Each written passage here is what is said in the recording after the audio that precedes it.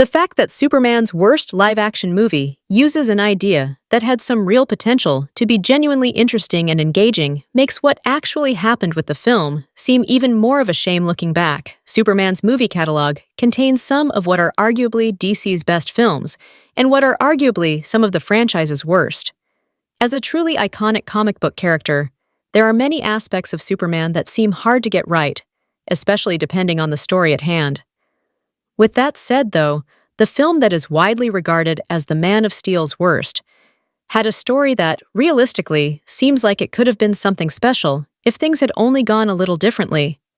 In the live-action realm, Superman 4: The Quest for Peace holds a complicated legacy as the least popular and least appreciated Superman movie to date. With a 10% Tomatometer score and an 11% Popcorn Meter score, respectively, on a Rotten Tomatoes, it's clear this legacy lives on, and for a few reasons.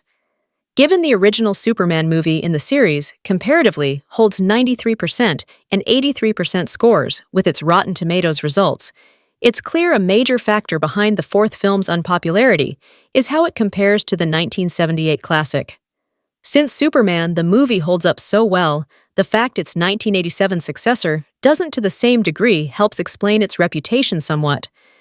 It's worth noting that the original Superman, the movie holds one of the highest Rotten Tomatoes review scores for a superhero movie, and Superman 4: The Quest for Peace holds one of the lowest. For context, this makes sense, given Superman 4: The Quest for Peace is a movie with some notable flaws.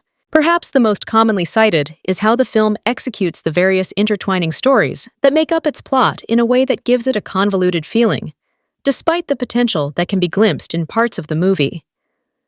Similarly, the effects for the film are notably awkward and jarring at points, including some flying shots of Superman being reused, and the effects on certain scenes being somewhat lackluster. This is especially striking given the previous effort gone to with Superman itself, which once again makes the fourth installment feel more dated despite being the newer film. The execution of and reception to Superman 4: The Quest for Peace is all the more fascinating, given the core concept of the movie is, to me, one that held a lot of promise. As it stands, it seems there was real tangible potential for the film to be much more than it was, especially with Lex Luthor and Lois Lane returning to once again play central roles here. The concept of Superman confronting the idea of nuclear weapons and war, which would be an issue he couldn't simply defeat the same way as Lex Luthor or Zod, seems an inherently interesting one overall. It's also one that offers the opportunity to show how Superman exists as a symbol of hope, even in scenarios he can't single-handedly sort out.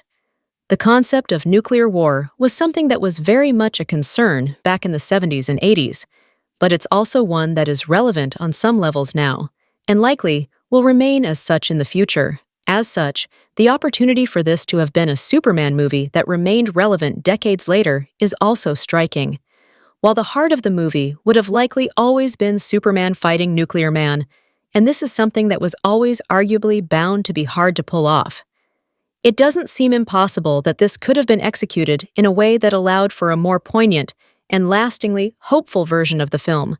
That said, this isn't quite what we got. Rather than exploring the complexity of the Man of Steel dwelling over whether he is capable of helping deal with the world's nuclear weapons, given that getting rid of them wouldn't prevent more from being made, Superman 4 takes a different approach. Instead, Superman is simply able to get rid of seemingly almost every last nuclear bomb in the world pretty early on in the movie.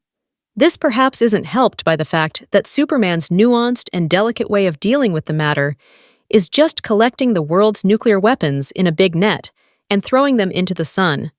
While this has a classic-era Superman comics charm to it, it underlines just how much Superman 4 oversimplifies the core conflict and concerns of its story.